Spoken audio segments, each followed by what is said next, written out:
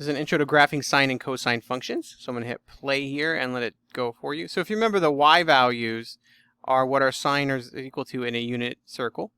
And so what it's doing is graphing the heights. So now you can see the y value here is negative as it moves around.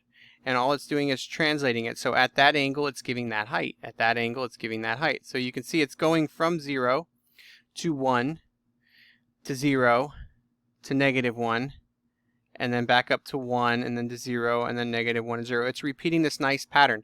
So from the first quadrant, it goes from 0 to 1, like this. So this is quadrant 1. It goes from 0 to 1. These are all the y values here that are being plotted. It goes from a minimum of 0 to a maximum of 1. And then the next quadrant, it goes from 1 back down to 0. And so that's our graph here, from 1 back down to 0. And then the next quadrant, that's quadrant 3, it went from a y value of 0 to a y value of -1. So we go from a y value of 0 to a y value of -1. You see it there.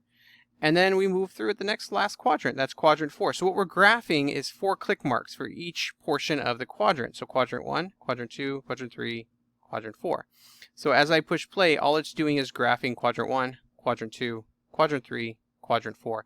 And then it repeats as it goes around the circle. So now what happens if I make it 3? So now it would just do the same thing. It would go up to 3, 0, -3, 0, 3, and so on. So if I put a number in front of my trig function, that just tells me how high I go up and how low I go down. So from 0 to, for our first graph is y equals 3 sine x. So from 0 to pi over 2, this is quadrant 1. And then from here to here, this is quadrant 2. And then from here to here is quadrant 3. And then from here to here is quadrant 4. So I've got all 4 quadrants. So we're starting at 0, and then we're going to go to 1. But now there's a 3 in front, so we go to 3, and then back to 0, -3, 0. So sine has that nice clean pattern. And whatever number's in front, it's 0, 3, 0, -3, 0. So you want to section off your quadrants. So from 0 to pi over 2, that's quadrant 1, quadrant 2, quadrant 3, quadrant 4. So it's always going to be 4 marks from 0. So you go 1, 2, 3, 4, put a line. And then you just have to plot your dots. So at 0, we know sine is 0. And then at pi over 2 and up to 3, and then 0, and then -3, and then back to 0. So you're just getting that middle, top, middle, bottom, middle. And then if you want another period from there on out, you would just keep going. So top, middle, bottom, middle, and so on and so on. And now all you have to do is connect it, and you want to just connect it in a nice sinusoidal way. And I'm going to trace the other one in red just to show you that it's 2 periods that have occurred. All right, and that is our sine graph. That's it. So all you have to do is make 4 little marks, and you're going to go from 0 to whatever number is in front. So 0 to 3, down to 0, and so on and so on. So you can see if I made this 1, we're at 1. Now it goes up to 2. What if I made it negative? You guessed it. It would go from 0 to -2 first. See? And then back to 0, and then back up to 2, and so on, finishing the period. So whatever number is in front of that trig function, that sine, is how high and how low you're going to go with it. But our 4 quadrants aren't going to change. So now let's look at cosine. So cosine starts here at, right at here we have 1. You can see it. That's our first x value. And then it goes to 0, and then to -1, and then back to 0. So it's the x value that we're looking at for cosine. So it goes from 1 to 0, to -1, back to 0, and then up to 1. And it works the same way. Whatever number is in front, that's how high and how low we're going to go. So if it was negative, it would have started at the negative value. So for cosine, we literally write that number. Whatever number that is where we start. So it's 2, and then it's 0, and then opposite, and then 0, and then back to that number. And we section it off the same way. So you want to draw out 4 little lines, so 1, 2, 3, 4 within that 2 pi. And then this one now starts at 2. So we're going to start at 2 and then go 0. So it's top, middle, bottom, middle, top.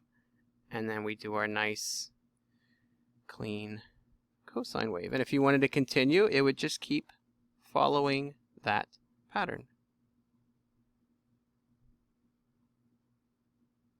So it's exactly the number that we start at. So you can see with cosine here, I have a -3, so it starts at -3. If it was -2, it'd start at -2, and so on and so on. So now let's modify it a little bit. So what we have here now is we've put in a 4. And so that 2 that we were talking about, that is our amplitude. So we know this is going to go up to 2 and down to 2.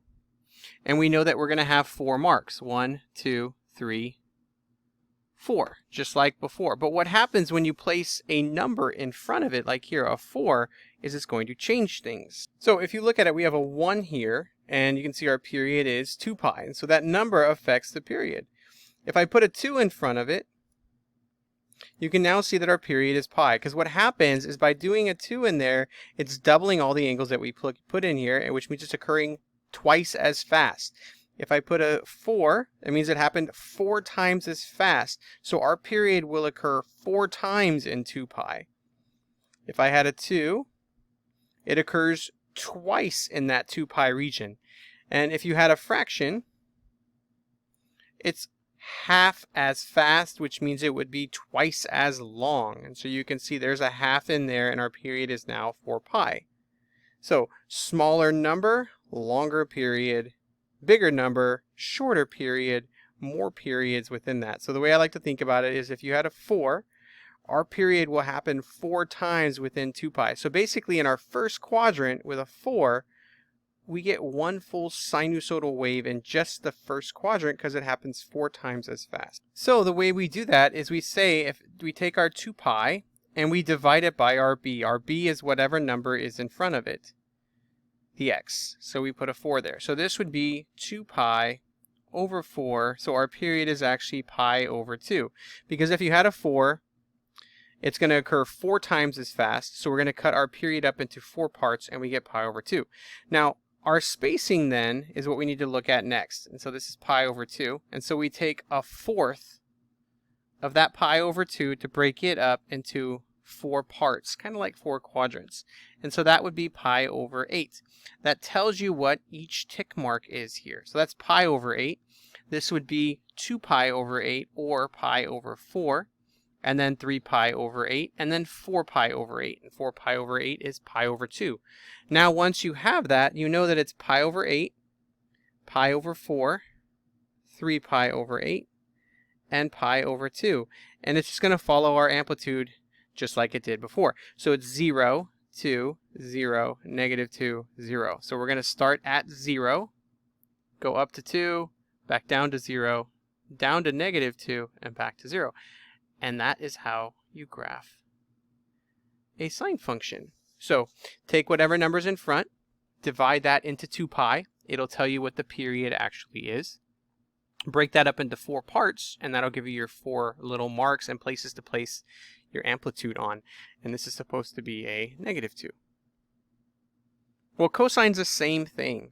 So our amplitude here would be 2. It's always an absolute value. So we're going to go up to 2, down to -2. So you know with cosine, we start with whatever value is in front. And so here we had a -2. So it's going to go -2, 0, 2, 0, back down to -2. That nice clean pattern. So you can even graph it if you wanted to, just the way it is.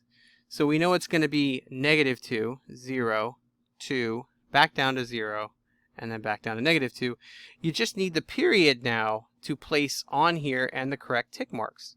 So same thing as before. Whatever number's in front, that's your b. So our b here is a half, this guy right here. And so we say 2 pi divided by 1/2. You just divide it into 2 pi. That would be 2 pi, and we flip it, 2 over 1. So it's really 4 pi, which makes sense because if it's a half, it's going to take half as fast. It's going to go really, really slow, which means it'll be twice as long. And so if it's 2 pi, it'll be twice as long. If it's a third, it'd be 3 times as long. So 6 pi. If it's a fourth, it'd be 4 times as long, and so on and so on. And so now we have 4 pi, so we know that's 4 pi. And again, you break it up into 4 parts. And so that would be pi.